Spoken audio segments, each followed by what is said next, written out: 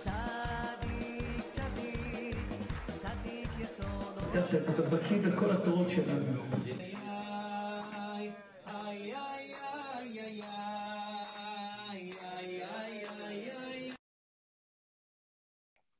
Le Rav nous fait aussi remarquer dans ses livres au nom du Bnei Issachar que pendant les 3 semaines de Ben Hametzarim, on va lire Pinchas, Matot, Maseh, Devarim. C'est pile les parachutes qui parlent du partage d'Eretz Israël, avec l'histoire le tirage au sort, etc. Comment ça s'est passé pour le partage d'Eretz Israël. En vérité, de l'héritage d'Eretz Israël. Pourquoi Ezra a fait en sorte que on lit ces passages-là? C'est Ezra qui a fait les parachutes et qui a décidé quand on lisait quoi. Il a aussi décidé qu'on lit la Torah. On reste jamais 3 jours sans lire la Torah parce que c'est un tsahar. Comme on a vu Yona, il est resté 3 jours dans le ventre du poisson. Akash Baruch Hu, il a jamais, on voit rarement les tzadikim rester plus que 3 jours en souffrance. Et donc, Ezra, il a institué qu'on lise 3 fois la Torah, qu'on lit la Torah. On ne reste jamais 3 jours sans la Torah, on l'a lu aussi Shabbat après-midi. Alors maintenant, il a fait en sorte aussi, comme je vous l'ai dit, que pendant cette période-là de deuil, on lit le partage d'Eretz Israël. Alors, c'est justement pour que on n'oublie pas que cette terre nous appartient et que, même si le temple n'est pas reconstruit, elle nous appartient et on attend, Bezrat Hashem, de pouvoir y retourner. Et d'où on peut se demander, le Rav a posé la question, il a dit, comment ça se fait que tous les Juifs, pendant toute la génération, on dit Shana Haba Beirushalayim. Même des Juifs qui ont jamais, à l'époque, il n'y avait pas les avions ni rien, des Juifs, ils ont passé 10 générations sans mettre un pied en Eretz Israël. Après qu'on prenait l'avion, pour aller en Eretz Israël, c'est à Dotchamo, à Dodan. Il y a des gens qui vivaient loin. Après que les gens qui ont vécu en Afrique du Nord, ils allaient en Eretz Israël, comme nous aujourd'hui, on fait un coup d'avion. Il faut y rester 1, 2, 3 générations sans mettre le pied en Eretz Israël. Et celui qui allait, il ne revenait pas, il allait pour mourir en Eretz Israël. Donc comment il y a eu cette envie d'aller en Eretz Israël? Pourquoi cette envie? On ne la connaît pas, on ne sait pas. Bon, on a lu dans la Torah, que c'est Chachou, dans la Gemara, nos Chachamim, ils se roulaient dans la terre d'Israël, que tout celui qui fait Arba Hamot en Eretz Israël, c'est Mechaper ses fautes, etc. Mais quand même, d'où vient cette envie d'aller monter en Eretz Israël? Ben, c'est un peu lié avec notre histoire qu'on vient de dire maintenant. C'est qu'on voit dans Vaet Hanan, Moshe Rabbeinu, il a fait 515 filotes.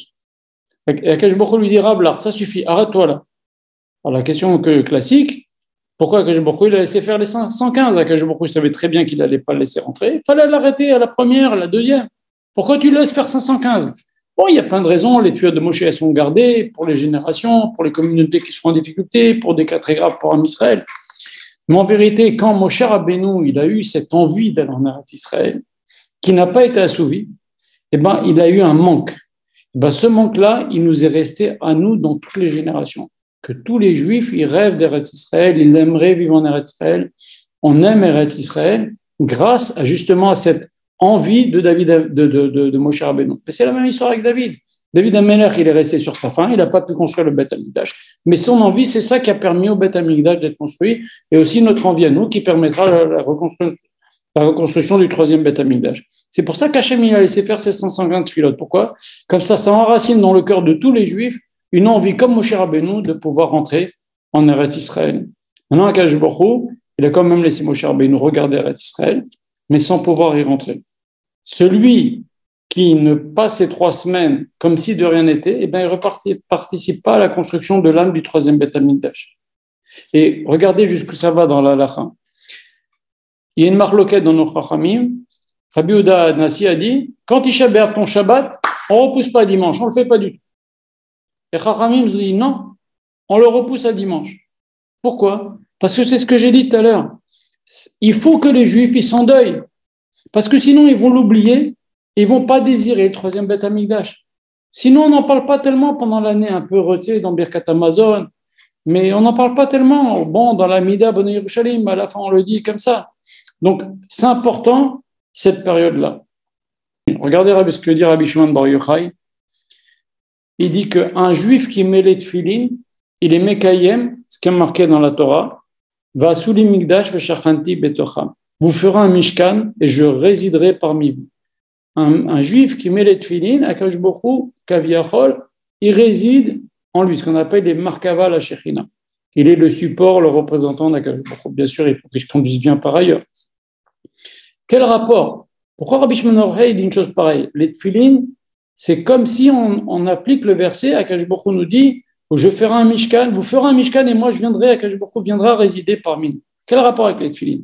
En vérité, très, très court, il y aurait de quoi faire X cours sur les tefilin, mais de façon très simple, très courte. Les tefilin, il y a 4 compartiments ici. Ça correspond, sur le tefilin Shel Rosh, ça correspond aux 4 sens qu'il y a sur le visage. Il y a les yeux, il y a l'odorat, il y a le goût et il y a l'audition. C'est les 4 sens. Donc on met au service d'Akadosh Baruch Hu les 4 sens. Et dans le tefilin de la main, il n'y a un seul compartiment. Ça correspond au 5e sens, c'est le toucher.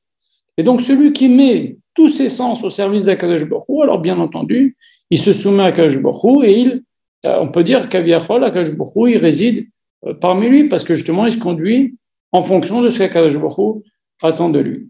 Il a fait remarquer le Rav, comment ça se fait que Aaron HaKohen est mort Rosh Chodesh Av, pile au moment où on diminue la joie. Le Rav, il a cité le Harizal qui dit que pourquoi on dit Shalom Aleichem tout de suite après Birkat HaLevana? Vous n'avez pas remarqué, après Birkat HaLevana, les hommes disent Shalom Aleichem, Shalom Aleichem. Pourquoi? Quel rapport de dire maintenant Shalom Aleichem après Birkat HaLevana? Parce qu'en vérité, la première marloquette de l'histoire, c'est la marloquette entre la lune et le soleil. Vous connaissez le fameux Midrash, elle voulait pas être aussi grosse que le soleil, elle voulait être plus grosse. Finalement, Hachem lui a dit, je te diminue. Et donc, la lune, à cause de ça, elle est plus petite, elle est cyclique. Et donc, le symbole de cette marloquette-là, de base, la première marloquette de l'histoire, c'est Rosh Chodesh. Sinon, il n'y aurait pas eu de Rosh Chodesh. Parce que la lune est cyclique à cause de cette marloquette. Et c'est donc pour ça que, après Birkat HaLevana, on se souhaite tout de suite Shalom Aleichem. Parce que cette histoire-là de lune, c'est la première marloquette de l'histoire. Et donc, on se souhaite tout de suite Shalom Aleichem. Maintenant, on sait, deuxième point, on sait que le mois de Av, c'est le mois de la discorde. C'est le mois des événements désagréables pour le peuple d'Israël. Et on voit aussi de nos textes que Aaron, c'est le symbole de la recherche de la paix. Et donc, il était naturel et logique que le jour de l'Eïloula de Aaron, du décès d'Aaron, tombe pile le jour de Rosh Chodesh Av. C'est le jour de la Rosh Chodesh, c'est le jour qui rappelle la première marloquette. Le jour où en plus à Rosh Chodesh Av, c'est le jour où on diminue la joie. Et ça vient adoucir justement la racine de la marloquette, puisque Aaron était Oef Shalom, Verodef Shalom. Donc c'était normal, entre guillemets, c'était le bon moment. Hachem, il a fait exprès mourir à ce moment-là, pour justement, au mois de Av, ils viennent apporter du Shalom, alors que toute l'histoire, c'est une histoire de haine. Il vient réveiller l'amour du prochain. Et en vérité, regardez le Meshach Chochma, il dit quelque chose de joli, il dit que c'était la dernière limite. Pourquoi? Parce que si Éléazar, son fils, lui a succédé, il y avait les 30 jours de deuil, et après 40 jours de formation. Ça fait pile 70 jours entre Rosh Chodesh Av et Yom Kippour. Donc c'était nécessaire qu'il meure ce jour-là. Voilà. Et maintenant, nos Chachamim nous disent aussi que, vous savez, Talmidei Chachamim, Marbim Shalom Ba'olam, Talmidei Chachamim, il rapporte le Shalom dans le monde. Et la Gemara Shabbat, elle dit quelque chose de terrible, elle dit que le temple a été détruit parce qu'on faisait honte au Talmidei Chachamim. Shabbat 119, la Gemara dit ça. C'est pas très connu. Il y a 1000 explications pourquoi il y a eu le temple détruit. Enfin, il y a plein d'explications. Une des explications que dit la Gemara, c'est ça. Et donc, le mérite des Talmidei Chachamim n'a pas protégé les Juifs qui vivaient à cette époque. Maintenant, dans le Shara Kavanot aussi encore, il est marqué une question énorme qui se pose. Il dit que le Harizal, il est bon le jour de Tisha B'Av, le soir de Tisha B'Av, le matin, on s'assoit par terre, ou c'est un petit coussin. Mais l'après-midi, on peut s'asseoir sur une chaise normale. La question qui se pose, c'est que ce n'est pas du tout logique, puisque Gemara nous raconte qu'il y avait un Rav qui a dit « Si c'était à mon époque, on a fixé le jeûne de Tisha B'Av, j'aurais fixé le 10 Av. » Pourquoi? Parce que le temple, il a commencé à brûler l'après-midi du 9 Av. Et surtout, toute la journée du 10 Av. C'est pour ça que le 10 Av, on a le minhag de pas prendre de vin, pas prendre de viande, on attend au moins jusqu'à Chatzot, il y en a qui attendent toute la journée du 10 Av, parce que c'est un jour terrible, le 10 Av aussi. C'est le jour où le rov du temple a brûlé le 10 Av, il a juste commencé à brûler le 9 Av. Alors si c'est ça, s'il a commencé à brûler l'après-midi du 9 Av, pourquoi nous, on commence à dire des versets de consolation l'après-midi du 9 Av? Pourquoi nous, l'après-midi du 9 Av, on commence à s'asseoir sur une chaise et on n'est pas assis par terre? Ça devrait être pire. Ça devrait être pire l'après-midi du 9 Av. Alors la Gemara, elle raconte que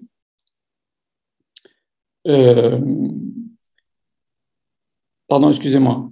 La Gemara raconte dans Parashat Kedushin quelque chose d'extraordinaire. Elle nous dit que elle pose la question, c'est la Gemara, elle dit pourquoi on dit Mizmor? Le psaume 79, c'est Mizmor. Je vais vous le lire. Mizmor la Asaf, un chant d'Asaf, on aurait dû dire une complainte d'Asaf. Qu'est-ce qu'il nous raconte? Des choses terribles. Ils sont venus des non-juifs dans ton héritage, c'est le temple. Timou et Techal Kotchecha, ils ont rendu impur ton temple. Samouet Yerushalayim, ils ont détruit, ils ont mis Yerushalayim en morceaux. Nadmut Nafalat Avadecha, Machal Ofashamaim. Tes serviteurs, le cadavre de tes serviteurs, ils les ont donné comme nourriture aux oiseaux. Basa Chasidecha Lechayoto Aretz. La chair de tes chassidim, il y avait des tzadikim, ils les ont donnés aux bêtes sauvages de la terre. Shafrou Damam Kamaim, ils ont versé leur sang, Sevivot Yerushalayim, autour de Jérusalem, Ben Kover, et il y avait, ils n'ont pas pu être enterrés. Alors, pourquoi on dit Mizmor? On aurait dû dire Kina, un pleur, quelque chose de triste. Mizmor, c'est quelque chose de joyeux.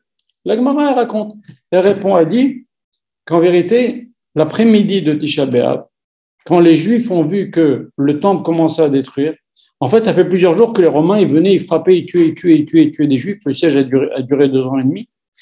Et là, ils sont rentrés, ils ont commencé à tuer plein de Juifs. Et les Juifs, ils se sont dit, Akash Baruch Hu veut nous éliminer complètement.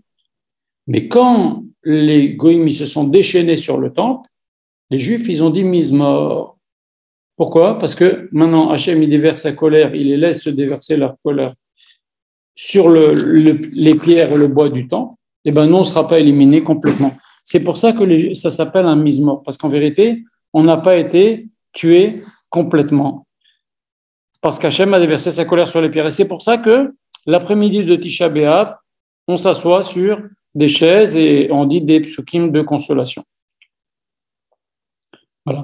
Et aussi, deuxième explication, on dit que le Mashiach est né, l'âme du Mashiach va naître, ou est née, selon la Gemara Yerushalmi, elle est née déjà le 9 Av.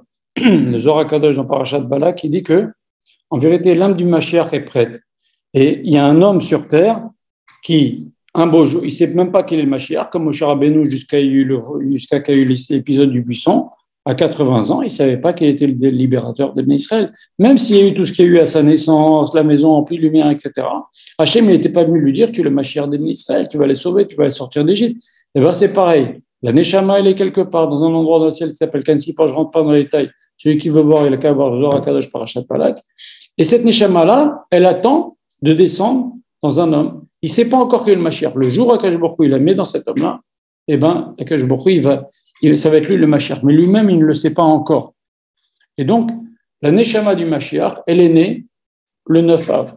C'est pour ça que les femmes, l'après-midi du 9 Av, elles nettoient la maison, etc., pour montrer leur émouna dans la délivrance prochaine. Et donc, qu'est-ce que ça nous apprend? Au pire moment de l'année, le jour de Tisha B'Av, l'après-midi, il naît la racine, Etsemar David Avdecha, la racine de la délivrance. Comme au sommet de la construction du temple, est née la ville de Rome, c'est la racine de la chute quand il s'est marié avec la fille de Paro. Donc, en vérité, il y a des moments comme ça inattendus, des moments cachés. Madbera, Akadosh Baruch Hu, il peut nous sortir de toutes les situations. Comme l'histoire de Ruth, alors qu'elle était dans une catastrophe, c'était ma chère qui allait sortir d'elle, ou Yehuda avec Tamar, c'était catastrophique. Eh ben, il est sorti le Mashiach d'elle, etc. Lot avec ses filles, il a été avec ses filles.